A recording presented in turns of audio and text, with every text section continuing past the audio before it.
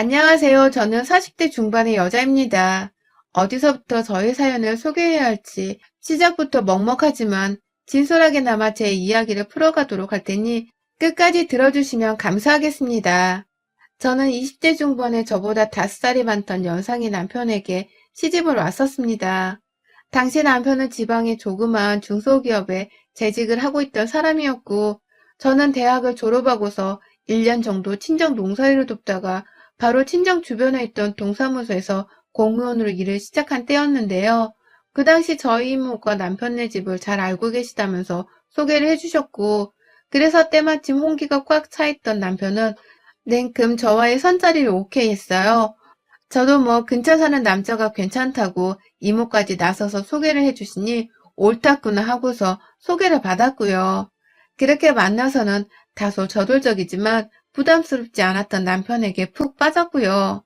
부끄럽지만 저희 남편은 태어나 저의 첫 남자친구가 되었다가 이내 반년도 지나지 않아 남편이 되었답니다. 저의 젊은 시절 순정이나 젊음 같은 모든 것들을 남편에게 준 채로 결혼을 했다고 해도 과언이 아니었죠. 그 당시 제가 시집을 가기 전 사실 결혼을 하게 된 것에는 이모의 역할이 아주 컸어요. 그래서 결혼을 하면서도 저희 엄마가 이모께 금전적인 인사치레를 하셨던 것으로 알고 있는데요. 이유는 그냥 이모의 소식통 덕분이었네요. 이모는 저희 두 사람이 결혼을 하기로 결심을 했다는 말을 듣자마자 저희 집으로 냉큼 달려오셨어요. 연애 초기부터 꼭 결혼을 하라면서 그렇게 남편과의 결혼을 신신당부하시더니만 신이 나서는 오셨더라고요. 그러면서 이모가 그러시더라고요. 너 들었니? 그 집 아들이 시아버지 없이 시어머니 홀로 모시고 산다는 거 들었냐고. 라고 말해줘. 그런데 저는 그 사실을 처음 알았습니다. 남편이 자기 아버지 돌아가신 게 부끄러워서 저한테 말을 못했던 바람에 저는 결혼을 약속하고 난 후에야 남편이 아닌 이모를 통해서 남편 집안의 가족관계에 대해서 처음 알게 되었었죠. 어머님 혼자 남겨져 계시다고 하는 사실에 남편과 어머님이 퍽 안쓰럽기도 했지만 한편으로는 부담스러운 생각도 들더라고요. 저희 남편이 여동생을 둘이나 가지고 있는 한 집안의 장남인데 이러다가 시어머니의 여동생들까지 우르르 내 남편에게 기대어 살려 하는 건 아닌가 싶어서 말입니다. 그 때문에 저희 친정엄마도 그 얘기를 왜 지금 하는 거야? 라고 하면서 처음에는 이모의 등짝을 때리기도 하셨습니다. 이모는 아주 예상을 한 반응이라는 듯이 놀래지도 않고 웃더라고요. 그 집 시어머니 내가 잘 아는데 아들을 어려워해가지고 절대로 호락호락하게 연락하고 그럴 사람이 아니야. 여동생들도 다 머리가 좋아가지고 대학 나오고 지들 직장 다니고 있으니 다 알아서 잘 살 거고 시어머니도 아들 눈치 보느라 며느리 눈치 보며 오히려 떠받들어주고 살 게 뻔해. 내가 그것 때문에 너한테 바로 소개를 시켜준 거 아니야. 그만한 시집이 어딨어? 시집살이 시키지 않는 시부모만으로도 거의 90점짜리지. 라고 하면서 말이죠. 그러니 그제서야 저희 엄마도 그래? 라고 하면서 이모의 말에 귀를 쫑긋 세웠고 저는 저대로 왜 시어머니가 남편의 눈치를 보신다고 하나 싶어서 괜히 의아했었습니다. 그와 동시에 그래도 여동생들이 다 잘나고 또 시어머니께서도 며느리를 함부로 굴리실 분이 아니라는 사실을 전해 들으니 마음이 분명 놓였죠. 그래서 결혼하기 전에 마음 가볍게 먹고서 홀어머니신 시어머니께 인사도 드리러 갔었고요. 좋은 분위기 속에서 인사도 끝내고 상견례도 다 치르고서는 결혼식을 올렸어요. 그렇게 결혼을 해보고 나니 확실히 이모의 말은 맞았습니다. 하지만 반은 틀렸었죠. 시어머니는 분명 남편의 눈치를 엄청 보는 분이셨어요. 남편이 성격 자체가 괴팍한 것은 아니지만 아무래도 집안에 있는 유일한 남자 가족이다 보니 뭔가를 잘 지휘하더라고요. 그래서 뭘 사겠다고 할 때에도 자기가 나서서 그거 사지 마, 필요 없어. 라면서 조금이라도 무게를 잡으면 시어머니는 옆에서 그래, 그러마. 라고 하면서 안 사겠다고 바로 대답을 하곤 하셨습니다. 물건을 사는 것뿐만 아니라 그냥 집에서 밥 먹으며 얘기를 나누다가도 시어머니가 조금이라도 수다스럽다 싶으면 남편이 나서서 엄마, 그 얘긴 이제 그만해.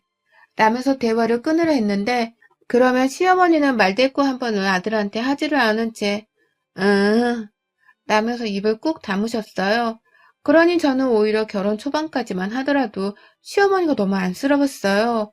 혼자서 자식 새끼들 다 키워놓고 나니 아들놈은 지가 남자라고 가오를 잡는 것 같고 딸들은 다 직장 다니면서 다른 도시로 나가 살고 있으니 혼자서 얼마나 외롭고 또 처절하실까 싶더라고요.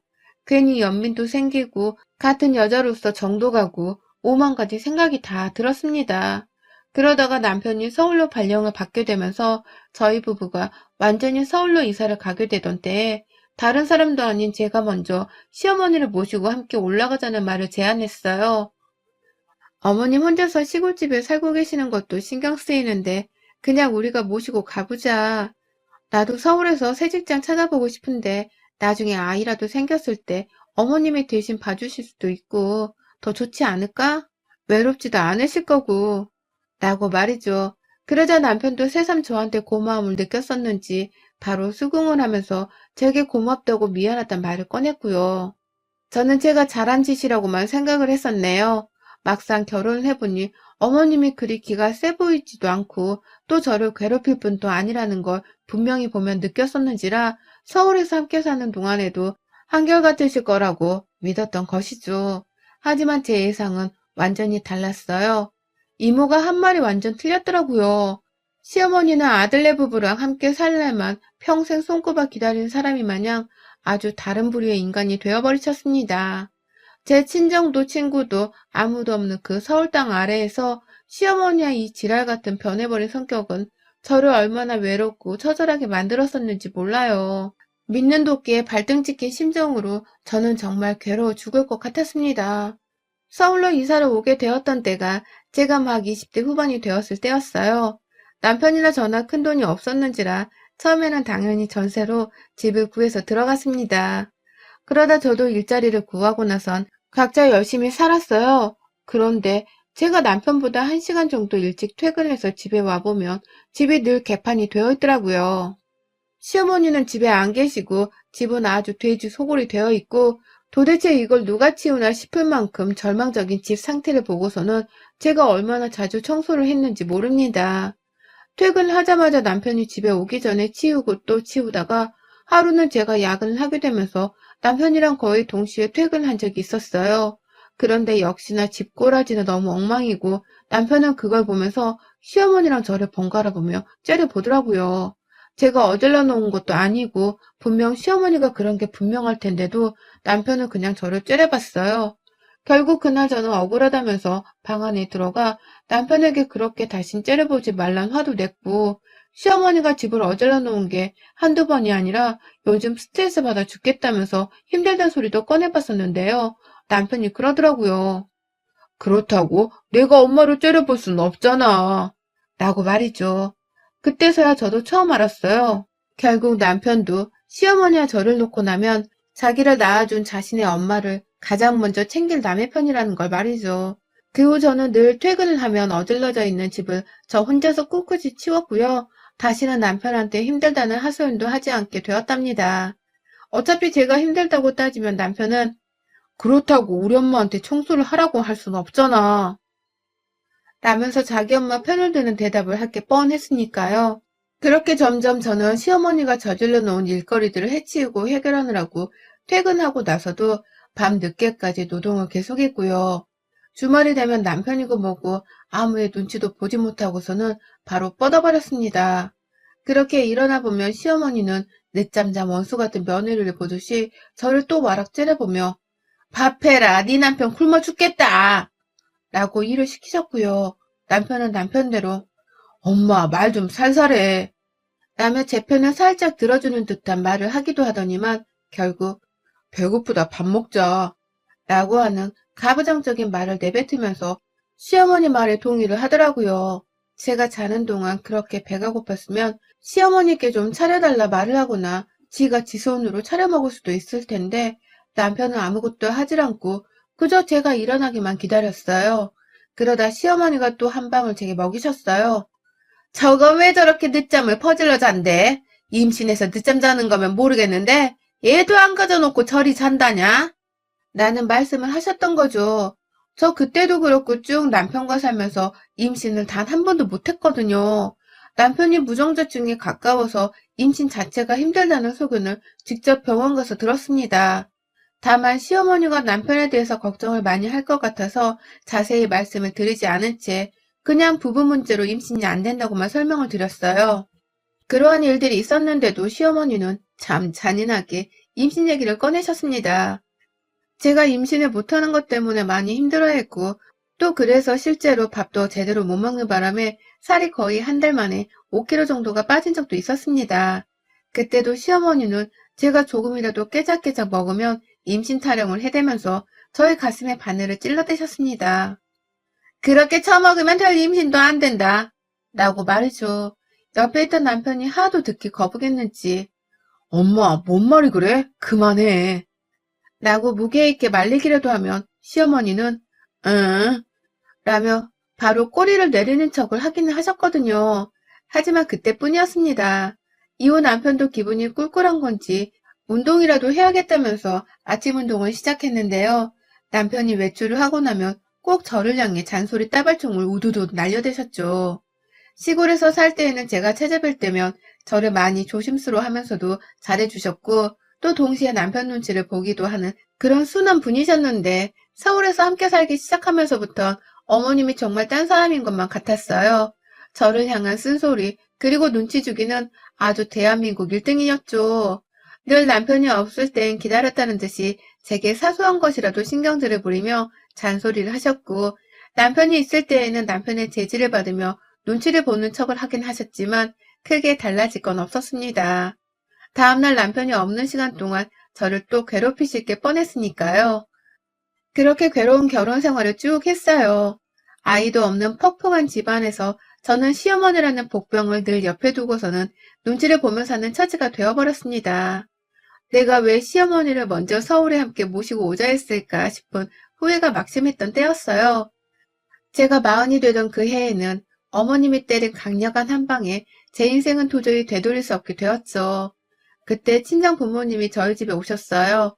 여전히 방 2개짜리의 다른 전셋집에 살고 있었을 때였는데 손님을 거실에서 주무시게 할 수는 없으니 친정 부모님께 저희 방을 내어드리고는 시어머니 방에서 저희 부부가 잠을 자려고 했습니다. 그런데 시어머니가 반대를 하며 소리를 치다가 결국 해선 안 된 말씀을 하셨어요. 애도 못 낳는 딸을 부끄러워 하셔야지. 딸이 서울 산다고 서울 구경을 하고 싶었나 봐요. 라고 하시더라고요. 그런데 문제는 그 충격적인 어머님의 발언을 듣고도 남편은 제 편을 들어주지 않고 있는 겁니다. 자기가 무정자증이라서 임신을 못한다고 사실대로 말하며 저를 감싸주면 될 것을 끝까지 지 자존심이 먼저라는 건지 제가 어머님께 어처구니 없는 욕을 먹으며 친정 부모님까지 망신을 시키고 있는 와중이었는데도 가만히 있더라고요. 그러다가 급기야 여보, 내가 엄마랑 잘게. 당신은 부모님 모시고 우리 방에서 자. 라고 하더니 시어머니를 데리고 그냥 시모 방 안으로 들어가 버렸어요. 저희 부모님은 여전히 충격을 받아서 너무 화가 나 계신 상태였는데 남편은 자기 엄마를 대신해서 사과를 하지도 않았고 또 자기 엄마를 혼내지도 않았습니다. 그냥 모른 척하면서 신경을 끄고는 지들끼리 자겠다고 방 안으로 들어가 버렸어요. 결국 그 사소하지만 엄청난 시어머니와 남편의 한 방에 머리를 두드려 맞은 듯한 아픔을 겪다가요, 이혼을 결심했어요. 남편은 한두 번 들은 것도 아닌데 왜 갑자기 이혼을 하려고 하냐면서 끝까지 저를 말리려고 했고, 시어머니는 그제서야 아차 싶었는지 괜히 저를 보면서 너는 애가 은근 마음이 약하구나. 그 말에 이혼을 하겠다는 며느리는 처음 들어보네. 라고 하면서 이혼이 웬 말이냐는 뉘앙스를 마구 풍겼는데요. 전 무조건 이혼이라며 남편과 갈라섰어요. 더 이상 시어머니의 뒤치다꺼리를 하기도 싫고 내 집에서 내 남편이 아닌 시어머니의 눈치를 보면서 사는 것도 죄스럽고 또 그런 시어머니를 제대로 혼내기는커녕 커버만 해주며 사는 남편도 쫌스럽다고 말이죠. 제발 헤어져 달라고 우니까 남편도 충격이었는지 이혼을 해주더라고요. 시어머니는 아들한테 원망의 소리를 제대로 들을까 싶어서 끝까지 나와보지도 못한 채 방 안에서 머물고 있었고요. 그렇게 저는 짧고도 길었던 저의 결혼살이 그리고 시집살이를 청산했습니다. 마흔이 되던 그 해에 말이죠. 정말 새 출발을 하는 심정으로 남편과 그 시모를 완전히 벗어났고요. 다행히 그 사이에 저는 이직을 여러 번 하면서 월급도 높였고 쭉 직장을 다니고 있었는지라 서울에 혼자 자취방을 구해서는 독립을 시작했어요. 그렇게 쭉 지금껏 3년이 다 되어가는 시간을 살았죠. 그렇게 저 혼자 열심히 이제라도 나 하나만을 위해서 최선을 다하며 살던 중 얼마 전에 저희 친정엄마가 서울병원으로 입원을 하시게 되었습니다. 독성 간염에 걸려서 일주일을 입원하게 된 것이었죠. 통증도 느끼시고 또 나이 드신 분이라 혼자서 병원 생활이 힘드실 것 같아서 제가 출근을 해 있는 동안에는 병원으로 간병인을 고용했습니다. 저 정말 이혼하고 오랜만에 심장이 쪼그라드는 기분을 느꼈답니다. 당연히 간병인 찾아주는 저렴한 서비스 업체를 검색하다가 문의를 해서 급하게 간병인을 받은 거라 제가 자세한 내막을 알지는 못했어요.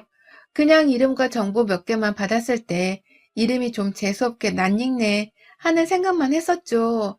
저희 시어머니랑 이름이 똑같았거든요. 그러다 보니 정확히 시모 나이가 기억나는 건 아니지만 나이도 비슷한 것 같고 괜히 찝찝한 생각이 들어서 일이 제대로 안 잡히다가 퇴근 후 병원을 찾았습니다. 그런데 병실에 들어가자마자 엄마가 저를 보더니만 야, 저거 치워라. 넌 간병인을 도대체 어떻게 알아보고서는? 라면서 막 화를 내시는 거예요. 아픈 분이 소리를 지르니 저도 당황해서 왜 그러냐며 엄마를 말리려다가 엄마의 시선이 향한 침대 반대편을 봤는데 거기엔 저희 시어머니가 용서를 빈다면서 손을 아주 싹싹 빌면서 서 계셨습니다. 정확히 말하면 완전 서 계신 건 아니었어요. 어떻게든 저희 엄마 화를 풀게 하고 싶다면서 무릎을 거의 반쯤 구부린 채로 막 온몸을 구부리며 예원을 하고 계시더라고요. 어머님이 여긴 왜 계세요? 라며 황당해 죽겠다면서 물어보는 저한테 어머님은 아이고 며느라 오랜만이다. 내가 이렇게 나타나서 많이 놀랬지? 나 그냥 일만 열심히 하고 갈 테니까 일만 하게 해줘. 내가 이렇게 빌게. 사돈 안 건드리고 내가 조용히 할 일만 하고 갈게. 라고 하면서 계속 애원을 하시더라고요.